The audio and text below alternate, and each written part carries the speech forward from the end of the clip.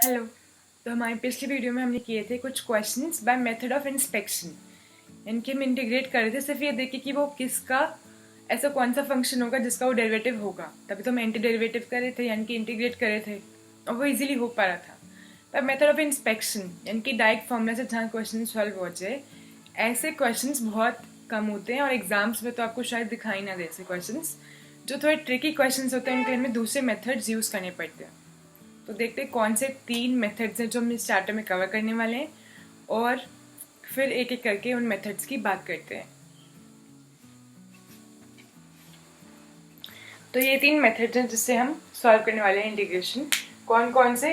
या तो हम सब्स्टिट्यूशन मेथड यूज़ करेंगे और इंटीग्रेशन को सॉल्व करेंगे यानी कि इंटीग्रल को थोड़ा ईजी बनाएंगे जिससे हम सॉल्व कर सकें, या फिर हम बाय पार्शियल फ्रैक्शन सॉल्व करेंगे। पार्शियल फ्रैक्शंस क्या होता है आपको एक दो वीडियोस में पता चल जाएगा, एंड या फिर बाय पार्ट्स।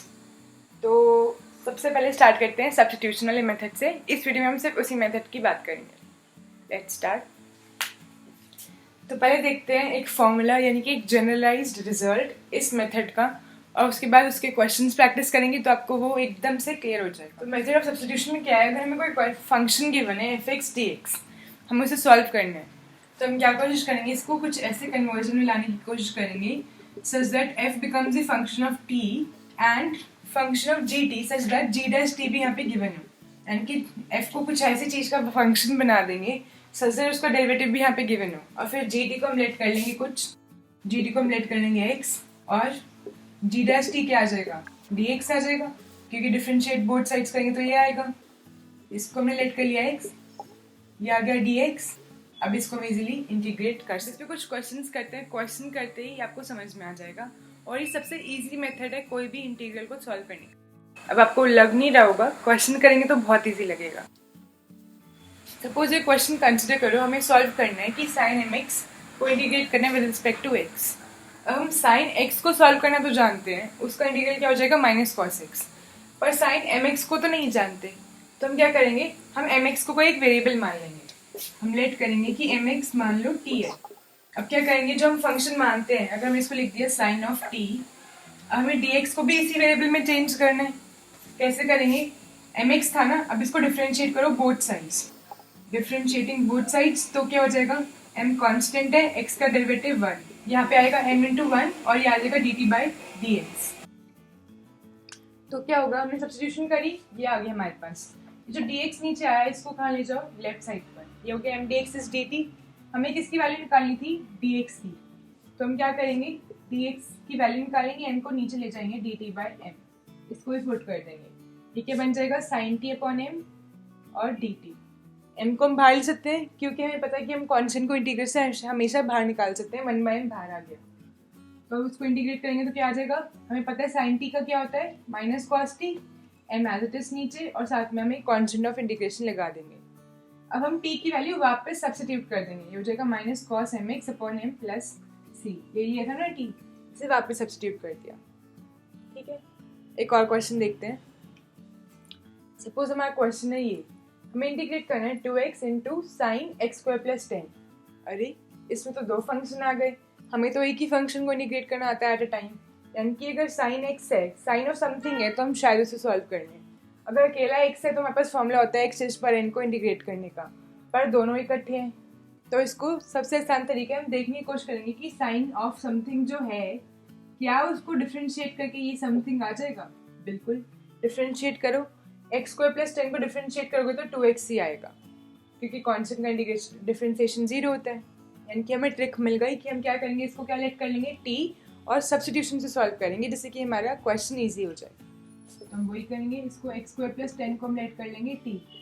अब डिफ्रेंशिएटिंग बोथ साइड्स, ये आ जाएगा 2x dx is equal to dt। उसके बाद मैंने एक स्टेप मिस किया, आप समझ जाओगे ना। हमने क्या किया, differentiate both side with respect to x किया है, उसके बाद dx को इस साइड लिया। क्या किया था हमने, 2x और यहाँ पे 0 आ गया था, equal to dt by d x, and then ऐसे हमने चेंज कर दिया। अब हमें किसकी वैल्यू निकालनी है, dx की निकालनी है। तो dx की वैल्यू हमेशा कैसे निकालते हैं, dt अपॉन 2x। इसको सब्स्टिट्यूट कर देते हैं हम यहाँ पर, 2x एज इट इज रहने दो, साइन ऑफ दिस, इसको हमने क्या मान लिया था t, t और dx की जगह dt सब्स्टिट्यूट कर देंगे, हो जाएगा dt अपॉन 2x। 2x से 2x कैंसिल और हमारा एक्सप्रेशन हो गया सिंपल, और वो भी सिर्फ एक ही वेरिएबल। अब इसको हम सॉल्व कर सकते हैं। साइन टी का क्या होता है? माइनस कॉस टी प्लस सी, यही होता है। अब टी की वैल्यू वापस सब्स्टिट्यूट कर दो और आंसर आ जाएगा minus cos of x square plus 10 plus c, और ये हमारी इंटीग्रल की वैल्यू आ गई। ठीक है, तो सब्स्टिट्यूशन ने कितना आसान कर दिया। अगर हम सब्स्टिट्यूशन मेथड ना यूज़ करते तो हमें ये देख के कन्फ्यूजन हुई थी कि हमें इसे कैसे सॉल्व करना है। बस हमें याद रखना है कि अब हमें कोई ना कोई फंक्शन ढूंढना है जिसका डेरिवेटिव यहाँ पर हो। ठीक है, एक और क्वेश्चन करते हैं। ये देखो, हमारा क्वेश्चन है cos of tan inverse x upon 1 plus x square. फिर से कितना कॉम्प्लेक्स फंक्शन है। cos of tan inverse x, inverse function तो हमसे अकेला नहीं संभलता, और cos साथ में लगा दिया। कैसे डील करें? तो जो भी अंदर हो और उसे हम डील ना कर पाए, cos of tan inverse x हम डील कर सकते नहीं, तो ये अपने आप ही हिंट होता है कि अंदर वाली चीज़ को हम क्या लेट कर लेंगे, t। tan इनवर्स x को t लेट करेंगे तो अपने आप 1 अपॉन 1 प्लस एक्स स्क्वायर क्या आ जाएगा, dt आ जाएगा, और हमें लगेगा हाँ क्वेश्चन सॉल्व हो सकता है। करके देखते हैं क्या ये पॉसिबल है। tan इनवर्स x को मैं लेट कर लिया t, differentiating both side with respect to x, we get 1 upon 1 plus x square is equal to dt upon dx. Now calculating the value of dx from this. dx की value कैसे निकालेंगे? dx आ जाएगा dt into 1 plus x square। ठीक है, अब सब कुछ substitute कर देते हैं। tan इनवर्स x की हम क्या लिख देंगे यहाँ पे, cos of t। अब dx की जगह क्या लिख देंगे, dx की जगह हम लिख देंगे dt into 1 plus x square, नीचे 1 प्लस एक्स स्क्वायर ऑलरेडी था, क्या बच गया हमारा एक्सप्रेशन, cos t dt। बहुत सिंप्लीफाई हो गया, इसे तो हमें सॉल्व करना आता है। इसका आंसर क्या होगा, sin t plus c, and t की वैल्यू वापस सब्स्टिट्यूट कर दो, and it will be sin tan inverse x plus c। पता भी नहीं चला कि इंटीग्रल कब सॉल्व हो गया, जबकि इतना अजीब सा लग रहा था। तो सब्स्टिट्यूशन का ये कमाल है कि इंटीग्रल को बहुत ईजी कर देती है। क्लियर? अब थोड़ा बहुत सब्स्टिट्यूशन समझ में आने लग गया होगा। अब और क्वेश्चंस देखते हैं। Integration of tan x dx। अब आप बोलोगे, अगर आपने वो पुरानी वीडियो देखी है जिसमें हमने फॉर्मूला की बात की थी, तो आप बोलोगे कि tan x का फॉर्मूला तो हमें बिल्कुल इजीली याद किया था, log ऑफ sec x, तो हम डायरेक्टली भी लिख सकते हैं। आप लिख सकते हो डायरेक्टली, पर मैंने आपको बोला था कि हमने वो याद की है, पर हम उसे आगे प्रूव भी करेंगे। अब इसे प्रूव करते हैं। पर अगर एक क्वेश्चन ही एज इट इज आगे तो आप डायरेक्टली नहीं लिख सकते, आपको पहले प्रूव करना पड़ेगा, और इसका प्रूफ बहुत आसान है। कैसे करेंगे? फिर से हम लगाएंगे सब्स्टिट्यूशन मेथड। करके देखते हैं। tan x को हम सिंप्लीफाई कैसे कर सकते हैं? क्या हम इसको और सिंप्लीफाई करके लिख सकते हैं? अगर हम इसे लिख दें sin x upon cos x, तो लिख सकते हैं ना इस तरीके से। अब हम डिनोमिनेटर और न्यूमरेटर दोनों में अगर एक ट्रिग्नोमेट्रिक फंक्शन हो तो उसे तो हमें डील करना नहीं आता, तो हम क्या करेंगे, इनमें से किसी एक को टी लेट कर लेंगे। तो ऑब्वियसली किसको टी लेट करेंगे, डिनोमिनेटर को, तभी हमारा काम बनेगा। करते हैं। cos x को अगर हमने टी लेट किया, अब इसको दोनों साइड x के रिस्पेक्ट में डिफरेंशिएट करते हैं, क्या आएगा, minus sin x dx is dt। अब हमें क्या सब्स्टिट्यूट करना है, dx, sin x को भी तो सब्स्टिट्यूट करना है, तो हम इस पूरे को सब्स्टिट्यूट कैसे करेंगे, माइनस साइन इधर ले जाते हैं, sin x dx हो जाएगा dt। इनके हम इस पूरे की जगह क्या लिख सकते हैं, dt लिख सकते हैं, और हम cos x की जगह क्या लिख सकते हैं, t लिख सकते हैं। हमारा एक्सप्रेशन बन जाएगा dt अपॉन t। इतना सिंप्लीफाई हो गया, और हमें इसे सॉल्व करना आता है। 1 अपॉन t का आंसर क्या होता है, log t। 1 अपॉन x को अगर हम इंटीग्रेट करें तो क्या आता है, log x आता है, तो ये हो जाएगा log of t plus constant of integration. अब t की वैल्यू वापस सब्स्टिट्यूट कर दूँ, और यहाँ पे एक माइनस साइन भी था dt के साथ, माइनस उधर लिखे गए थे ना, तो हो गया था माइनस dt, तो ये हो गया माइनस लॉग ऑफ t, यानी कि minus log of cos x। अभी वो तो आया नहीं जो हमारा क्वेश्चन था, तो वो कैसे आएगा, हमें एक बात पता होनी चाहिए, लॉग के फॉर्मूला। अगर आपको नहीं पता तो मैं आपको बता देती हूँ। अगर लॉग के साथ कोई कांस्टेंट यहाँ पे मल्टीप्लाई हो रखा हो, k log 10 कुछ भी हो, तो हम क्या कर सकते हैं, इस कांस्टेंट को इसकी पावर में लेके जा सकते हैं, यानी कि इसकी वैल्यू क्या हो जाएगी, log 10 raised to the power k। ठीक है, कोई भी कांस्टेंट हम उसको उसकी पावर में लेके जा सकते हैं, चाहे वो नेगेटिव पॉजिटिव कुछ भी हो। हम यहाँ पे क्लियरली क्या देख सकते हैं कि यहाँ पे कांस्टेंट मल्टीप्लाइड है, कौन सा कांस्टेंट, -1। हम क्या करेंगे, इस कांस्टेंट को इसकी पावर में ले जाएंगे, यानी कि log of cos x raise to the power -1। कोई प्रॉब्लम? अब cos x raise to power -1 को मतलब 1/cos x हो जाएगा log of 1/cos x, and what is 1/cos x? sec x, therefore log of sec x plus c। आ गया वही formula जो हमने पढ़ा था, बस हमने देख भी लिया कि फॉर्मूला कैसे आया। मैंने आपको बताया था उस वीडियो में कि हम आगे जाके देखेंगे फॉर्मूला कैसे आता है।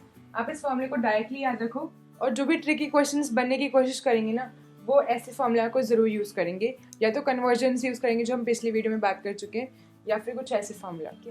अगले टाइप का क्वेश्चन देखते हैं। अब हमने एक और फॉर्मूला भी याद किया था कि tan x का इंटीग्रेशन क्या होता है, cot x का क्या होता है, sec x क्या होता है, cosec x का क्या होता है। तो tan का हमने सीख लिया, तो उससे आप cot का निकाल सकते हो। और हम एक बार sec का भी देख लेते हैं। ऐसा तो इस क्वेश्चन आ सकता है, आपको प्रूव करने की इस इंटीग्रल का आंसर ये आएगा। कैसे आएगा, स्टेप्स दिखाने पड़ेंगे, दिखाओ। अभी तो आपके पास हिंट है कि हम सारे क्वेश्चन सब्स्टिट्यूशन से करें, तो ये सब्स्टिट्यूशन से हो जाएगा, पर पेपर में आपके पास हर टाइप का क्वेश्चन होगा, हर मेथड के क्वेश्चंस मिक्स होंगे। तो अगर आपने क्वेश्चन ज़्यादा प्रैक्टिस कर रखे होंगे, तभी आप क्वेश्चन को देख के पहचान सकते हो कि अब हमें किस तरीके से सॉल्व करना है। पर इसको देख के पता चलेगा कि ये सब्स्टिट्यूशन से सॉल्व होगा। करके देखते हैं। हमें sec x dx को सॉल्व करना है। अगर हम इसको 1/cos x भी लिख देंगे, हमें सिंप्लीफाई करना है ना सॉल्व करने के लिए, तो 1/cos x भी लिख देंगे, तो हमारे पास कुछ सब्स्टिट्यूशन के लिए है ही नहीं, क्योंकि ऊपर एक कांस्टेंट है और नीचे क्या होगा, एक ट्रिग्नोमेट्रिक फंक्शन। अगर ऊपर नीचे दोनों ट्रिग्नोमेट्रिक फंक्शन होते तो हम शायद कुछ कर पाते। तो हम क्या करेंगे, हम आंसर से हिंट लेंगे। हमें sec x plus tan x चाहिए, तो हम क्या करेंगे, ऊपर नीचे sec x plus tan x से मल्टीप्लाई कर देंगे। sec x plus tan x, नीचे भी sec x plus tan x dx। अब इसको थोड़ा सा सिंप्लीफाई करते हैं, ऊपर वाले ब्रैकेट को सॉल्व कर देते हैं। ये आ जाएगा sec square x, ये आ जाएगा sec x tan x dx, and denominator as it is। अब अगर आप थोड़ा सा भी जोर डालो तो आपको दिख रहा होगा आंसर इसमें। sec x का अगर हम डिफ्रेंसिएशन करें तो क्या आता है, sec x tan x, और tan x का करें तो क्या आता है, sec square x, यानी कि नीचे वाली टर्म का डिफ्रेंसिएशन एज इट इज ऊपर गिवन है। हमें यही तो चाहिए होता है सब्स्टिट्यूशन में, जिसका डिफ्रेंसिएशन गिवन हो हम उस टर्म को t ले लेते हैं। इसका डिफ्रेंसिएशन गिवन है तो हम डिनोमिनेटर को क्या ले लेंगे, sec x plus tan x को ले लेंगे हम t। अब differentiate both side with respect to x, तो क्या आएगा, sec x tan x plus sec square x into dx is equal to dt। ये आ गई हमारी सब्स्टिट्यूशन। ये कोई पूरा टर्म एज इट इज आ गया, इसकी जगह हम क्या लिख सकते हैं, dt, और नीचे वाले पूरे टर्म को हमने लेट किया था t, और हमें भी पता है, अभी मैं पिछले क्वेश्चन में किया था 1/t का क्या होता है इंटीग्रेशन, log t, और t की वैल्यू पुट कर देंगे तो वापस आंसर क्या आ जाएगा, log of sec x plus tan x plus constant of integration. आ गया। बस ये ऊपर नीचे मल्टीप्लाई कैसे करना है, आप सोचोगे कि ये कन्वर्जन हमें याद कैसे रहेगी, तो ये प्रैक्टिस से याद रहेगी। अब एक और अच्छा क्वेश्चन देखते हैं, हमें इसे सॉल्व करना है। हम अब देख रहे हो कि यहाँ पे दो फंक्शन आपस में मल्टीप्लाई हैं, और हम ऐसे क्वेश्चन को तो सॉल्व डील नहीं कर सकते डायरेक्टली फॉर्मूला से। हम कुछ कॉमन लेके सिंप्लीफाई करके देखते हैं। हमेशा ये नहीं करते हैं, सॉल्व ना हो तो क्या करो, सिंप्लीफाई करने की कोशिश करो, करते हैं। x कॉमन लेंगे तो क्या आएगा, 1 प्लस log x। अच्छा, अब देखो कुछ ऐसा हो सकता है कि एक फंक्शन दूसरे फंक्शन का डेरिवेटिव बन जाए। अगर हम 1 प्लस log x को t लें तो डिफ्रेंशिएशन करने पे क्या आएगा, अरे 1/x ही तो आ रहा है, वो तो हमारे पास ऑलरेडी है, यानी कि हम ऐसा सॉल्व कर सकते हैं। हम क्या करेंगे, 1 प्लस log x को ले लेंगे t, और हम differentiate both side respect to x, तो 1/x is equal to dt by dx, this implies dx upon x is equal to dt। और हम इस वाले पार्ट को डायरेक्टली सब्स्टिट्यूट करके उसकी जगह क्या लिख सकते हैं, dt। यहाँ आ जाएगा dt, और 1 प्लस log x की जगह हम क्या लिखेंगे, t। इतना सिंपल सा बन गया। इसका आंसर क्या हो जाएगा, 1/t का क्या होता है, log t प्लस c। अब जो t है उसकी जगह वैल्यू पुट कर दो, ये हो जाएगा log of 1 plus log x plus c, और ये हमारी इंटीग्रल का हो गया फाइनल आंसर। ठीक है, तो सब्स्टिट्यूशन से हर क्वेश्चन आसान हो रहा है, और थोड़ा सा हमें बस देखने की क्या कॉमन ले सकते हैं, कैसे क्वेश्चन सॉल्व होगा। ज़्यादातर हमें क्या करना होता है, ये हिंट है कि ज़्यादातर अगर साइन है, कॉस है, ट्रिग्नोमेट्रिक फंक्शन है तो उसके अंदर जो गिवन है, थीटा के लिए जगह जो गिवन है उसको हम टी लेट करते हैं। अगर ट्रिग्नोमेट्रिक फंक्शन नहीं है तो ज़्यादातर कोई कॉमन लेके एक ब्रैकेट जो आ रहा होगा उसको हम लेंगे, ज़्यादातर जो कि इसमें होगा डिनोमिनेटर में होगा। तो हमें इस बात को हिंट की तरह यूज़ करना है। ऐसे करते करते क्वेश्चन हमें पता चलने लग जाएगा खुद ही कि कैसे क्वेश्चन सॉल्व होंगे। एक क्वेश्चन और करते हैं। हमें सॉल्व करना है एक्सपोनेंशियल ऑफ 2x + 3 को विद रिस्पेक्ट टू x। अब हमें पता है कि अगर ex होता है यहाँ पे तो हम डायरेक्टली ex लिख देते अगर dx के रिस्पेक्ट में हो रहा है तो, पर यहाँ पे तो 2x है तो हम जिस अजीब चीज़ को डील नहीं कर पा रहे उसको हम क्या लेते हैं, t लेते हैं। तो हम क्या करेंगे, हम 2x को t ले लेंगे तो हम इसको बोथ साइड डिफरेंशिएट करेंगे तो आएगा 2dx = dt। अब इस पर आते हैं वापस, इसको अलग अलग करते हैं। एडिशन वाला इंटीग्रल है तो हम कैसे सॉल्व करेंगे, e2x dx और साथ में 3dx। इसको हम इजीली सॉल्व कर सकते हैं। इसका आंसर आ जाएगा 3x plus constant of integration, और इसको सॉल्व करना बाकी रह गया, उसके लिए हम सब्स्टिट्यूशन कर रहे हैं। e2x को अब क्या लिख सकते हैं, e⁻t, और dx की जगह क्या लिख सकते हैं, dx की वैल्यू इसमें से निकाले तो क्या आ जाएगी, dt/2। यहाँ पे लिख सकते हैं dt/2। हमें पता है कि कांस्टेंट हो तो वो डायरेक्टली कहाँ आ जाता है, बाहर आ जाता है, ये आ जाएगा 1/2 integration of et dt plus 3x plus k which is a constant of integration. अब बस हो गया खत्म। et और dt का क्या इंटीग्रेशन होता है, अभी तो बात की थी हमने, क्या होता है एज इट इज et, इनकी इसका आंसर आएगा et/2 plus 3x plus constant of integration, और t की जगह वैल्यू पुट कर देंगे, आ जाएगा e⁻2x/2 plus 3x plus k, and this is where our question ends। यहाँ का इंटीग्रल की वैल्यू। ठीक है, एक क्वेश्चन और देखते हैं, last question for this video. अब हमें सॉल्व करना है इंटीग्रेशन ऑफ 1/1 + cot x। ये क्वेश्चन गारंटीड जो हम क्वेश्चंस आएंगे हमें बोर्ड में उनमें से किसी ना किसी एक सेट में होता है ये क्वेश्चन, या कॉट की जगह tan। ये क्वेश्चन 100% आपको मिल जाएगा, ये सबका फेवरेट क्वेश्चन है। अगर कोई एग्जामिनर पेपर सेट करे तो ये बिल्कुल ही फेवरेट क्वेश्चन होता है। या तो ये क्वेश्चन होगा या फिर इस कंसेप्ट को एज इट इज यूज करते हुए क्वेश्चन होगा।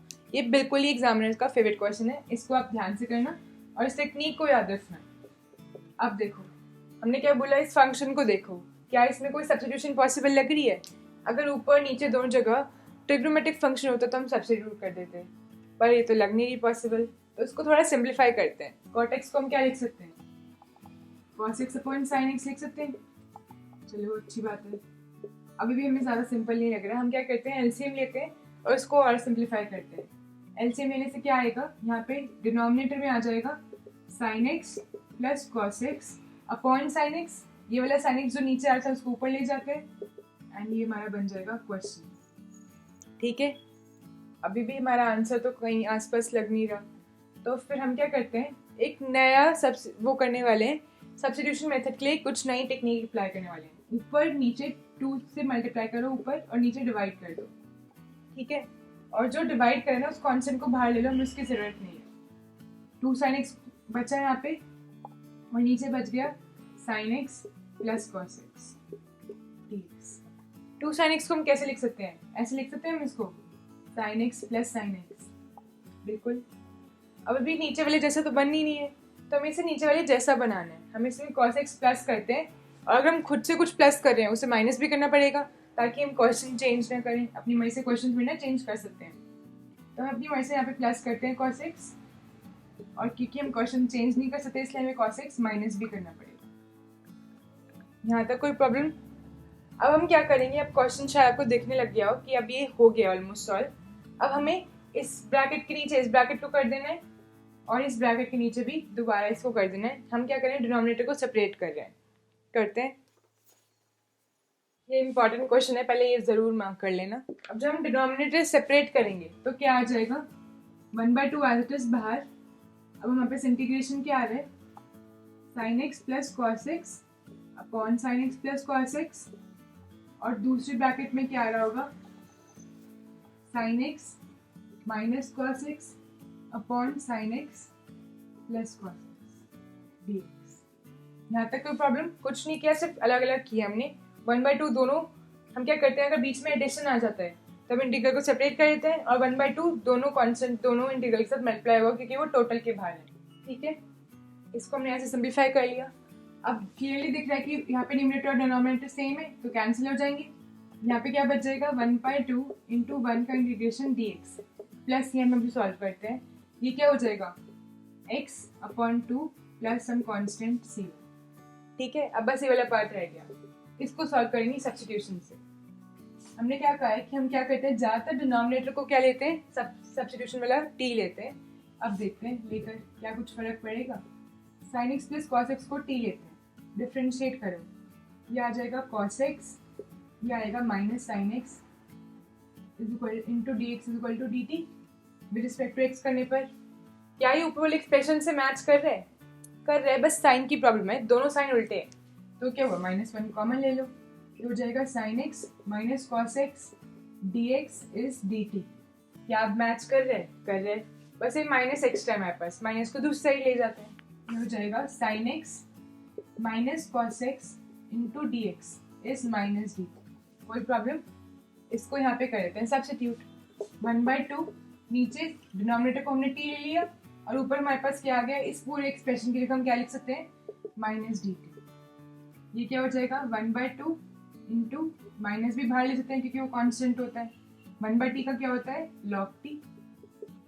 अब t की वैल्यू सब्स्टिट्यूट कर देंगे, ये आ जाएगा x/2 plus c1 minus 1/2 log of sin x plus cos x plus c2 और फिर c1 और c2 को ऐड करके एक नया कांस्टेंट बना लेते हैं, x/2 minus 1/2 log sin x plus cos x plus c। इसको हम एक स्टेप और सिंप्लीफाई कर सकते हैं। कैसे, आपको बताया था कि अगर log के आगे कोई कांस्टेंट हो तो हम उसको इसकी पावर में लेके जा सकते हैं, तो हम ऐसा भी कर सकते हैं। फिलहाल उसकी ज़रूरत नहीं है, पर कभी कभी क्वेश्चन में गिवन होता है प्रूफ कि इसका आंसर ये है, तो उसमें जिस टाइप का आंसर होगा आपको उस टाइप के आंसर में इसको चेंज करना पड़ेगा फॉर्मूला को यूज़ करके। ये आ गया हमारा आंसर। इसमें जो हमने ट्रिक क्या यूज़ करी क्वेश्चन में, पहले हमने क्या किया था 2 से मल्टीप्लाई और 2 से डिवाइड किया था, जो वो टेक्निक थी ना 2 से मल्टीप्लाई डिवाइड करने वाली, और फिर डिनोमिनेटर को न्यूमरेटर से मैच करने वाली, ये टेक्निक थी जो इम्पोर्टेंट थी, जो आपको याद रखनी है, जो हम बहुत सारे क्वेश्चन में यूज़ कर सकते हैं। तो एक बहुत इंपॉर्टेंट क्वेश्चन था, इसको अगर आपको समझ में नहीं आया तो एक बार दोबारा देखो, सिर्फ वो वाला क्वेश्चन थोड़ा सा रिवाइंड करो, वहाँ से दोबारा देखो और अच्छे से इस क्वेश्चन को समझ लो। सब्स्टिट्यूशन एक बहुत ही इजी मेथड है किसी भी इंटीग्रल को सॉल्व करने का, तो आप कोशिश करो कि आप इस मेथड को बहुत ज़्यादा अच्छे से कर लो और इसको स्ट्रॉन्ग बना लो, क्योंकि ये इजी मेथड है। बाय पार्ट्स और पार्शियल फ्रैक्शन भी आपको मतलब मुश्किल लग सकता है स्टार्टिंग में, पर सब्स्टिट्यूशन बहुत ईजी है। ओके, तो मिलते हैं नेक्स्ट वीडियो में, उसमें हम करेंगे एक न्यू मेथड और कुछ और क्वेश्चंस। टाटा।